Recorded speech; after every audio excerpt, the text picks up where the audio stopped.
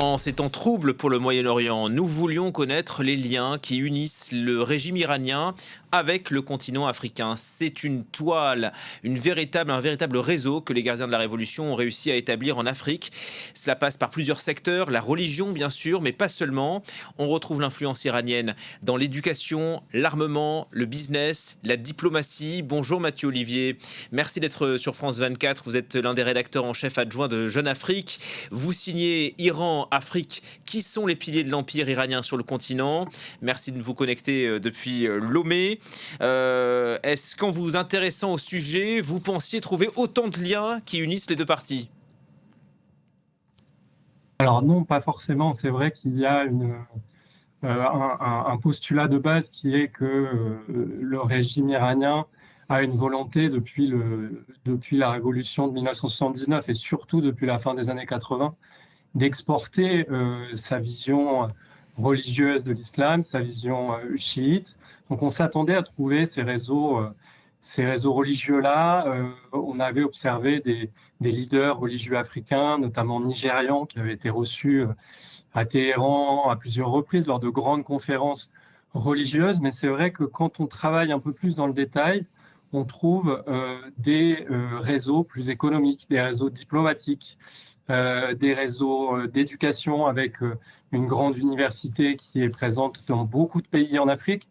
Et donc, c'est vrai qu'on a des tentacules qui sont assez importantes et qui font partie aujourd'hui des raisons pour lesquelles le régime iranien est sans doute aussi résilient depuis le début de la guerre qu'il subit aujourd'hui. Alors, avant de rentrer dans le détail, est-ce que vous diriez que l'Afrique est un terreau fertile pour ces idéaux de la révolution iranienne, pour les recevoir? Est-ce que vous dites que finalement, oui, l'Afrique est une des cibles privilégiées de l'Iran, et si oui, pourquoi? Alors, une cible privilégiée, alors, évidemment, il y a la religion, mais je crois que le plus important aujourd'hui, c'est cette dimension du Sud global. Alors, l'Iran n'est pas le seul acteur à utiliser cette rhétorique, la Russie le fait également. Mais bon, l'idée des Iraniens, depuis quelques années, ça va être de dire aux pays africains, vous n'êtes pas d'accord avec la vision du monde des États-Unis, par exemple, d'Israël, évidemment, de l'Occident dans un sens large et donc de l'Europe, eh bien, vous pouvez aussi vous allier avec nous sur certains sujets, peut-être pas sur tout, mais on va essayer ensemble de porter une voix qui ne sera pas celle de l'Occident.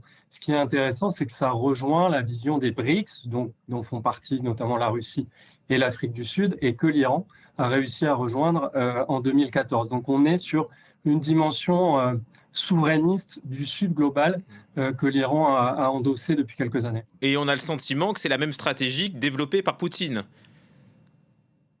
C'est plus ou moins la même stratégie, c'est cette fameuse stratégie du Sud global, effectivement. Ils ont des propagandes similaires, ou en tout cas, ils ont des points communs, ils ont même des acteurs qui leur sont communs. On peut parler notamment de Kémy Séba, qui est un militant souverainiste, néo-panafricaniste, et qui est à la fois un acteur important de la propagande russe, mais qui est aussi un acteur de la propagande iranienne, qui a été reçu d'ailleurs à Téhéran, qui a organisé des conférences à Téhéran sur ce fameux souverainisme anti-occidental. Donc oui, il y a des similitudes qui sont très claires. L'un des principaux volets, Mathieu Olivier, de votre enquête concerne la religion. Où retrouve-t-on ce prosélytisme, cette propagande iranienne en Afrique, et ça prend quelle forme concrètement?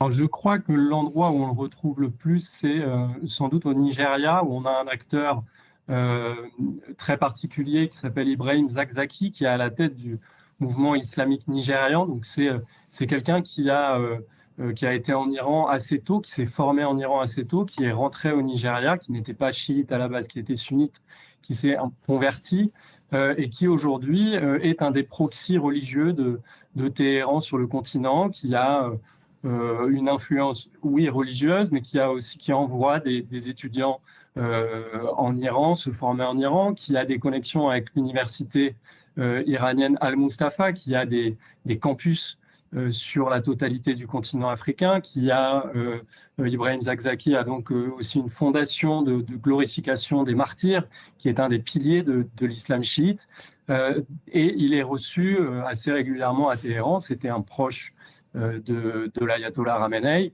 Il a été reçu encore il y a moins d'un an par le président iranien. Donc on est sur un acteur à la fois religieux, universitaire, et je pense, le proxy le plus intéressant sur le plan religieux en Afrique aujourd'hui.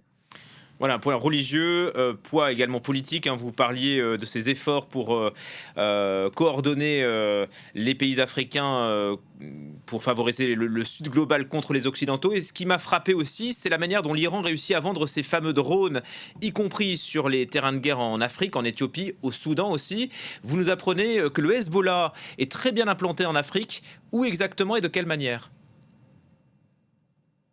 Alors, le Hezbollah est implanté un petit peu partout en Afrique, je dirais majoritairement quand même en Afrique de l'Ouest et en Afrique centrale. On a des pénétrations dans la communauté libanaise, donc il y a souvent des raccourcis qui sont faits de la pénétration du Hezbollah dans la communauté chiite libanaise. Ce qui est vrai, c'est que le Hezbollah est à peu près présent dans tous les ports importants d'Afrique et qu'il arrive à avoir des réseaux dans ces pays-là. L'Iran joue évidemment de cette alliance qu'il a avec le Hezbollah. Le Hezbollah est le principal proxy en Afrique de l'Iran. On le voit d'ailleurs dans les alliances qu'a pu développer l'Iran, notamment avec le Polisario au moment de la guerre en Syrie, quand Bachar el-Assad était encore à la tête de la Syrie. Il y a eu un rapprochement entre le Polisario et l'Iran via le Hezbollah. Donc ce sont des réseaux de financement, des réseaux de blanchiment d'argent qui vont permettre à l'Iran de développer ses partenariats. Et c'est une des bases de sa puissance souterraine aujourd'hui. Et l'influence, sans surprise, comme un peu à chaque fois, ça commence par l'éducation. Comment est-ce que le régime iranien a infiltré les jeunes esprits africains en tissant des réseaux d'écoles? Alors, il y a une université qui est très intéressante qui s'appelle Al-Mustafa, qui est une université qui a été créée dès le début de la révolution islamique et qui a des campus dans beaucoup de pays africains, qui a des campus en Afrique du Sud, qui a des campus en RDC, qui a des campus au Nigeria, au Ghana. Et c'est vrai que c'est un levier de l'Iran, c'est-à-dire qu'ils vont financer des études. Donc, ils séduisent des couches de la population qui sont assez pauvres dans les pays africains. Ils leur donnent la possibilité pour certains d'avoir des bourses et d'aller poursuivre potentiellement certaines études en Iran dans des universités qui sont mi-religieuses, enfin qui ont des enseignements très religieux. Et c'est vrai que les États-Unis et le Canada ont un temps sanctionné Al-Mustafa, mais ça n'a pas été énormément suivi et c'est encore une université qui a pignon sur rue dans une bonne partie des pays africains. Vous diriez cette puissance donc éducative, militaire, liée à l'armement politique, ce réseau tissé depuis des années par l'Iran, ça va forcément perdre en intensité à mesure que le régime s'affaiblit sous les coups israéliens et américains? Alors, est-ce que ça va s'affaiblir? Peut-être pas. C'est un réseau qui est en grande partie favorisé par les gardiens de la Révolution. Et donc, il faudrait les frappes israéliennes et américaines pour le moment. Effectivement, il y a un certain nombre de dirigeants qui ont été tués, mais le plus probable est que ça va pousser sans doute les gardiens de la Révolution à se radicaliser encore. Donc, je ne suis pas sûr que les réseaux qui ont développé ces tentacules en Afrique aient disparu. Le besoin qu'a l'Iran d'avoir des alliés dans le Sud global est encore plus important aujourd'hui. Donc, je ne pense pas qu'ils vont délaisser cette partie. Donc, non, je pense que ça va perdurer. Et la propagande risque de fonctionner à plein si le conflit vient à durer encore des semaines, voire des mois. Merci infiniment Mathieu Olivier pour cette enquête passionnante à lire dans Jeune Afrique, Iran-Afrique, qui sont les piliers de l'empire iranien sur le continent. Merci encore.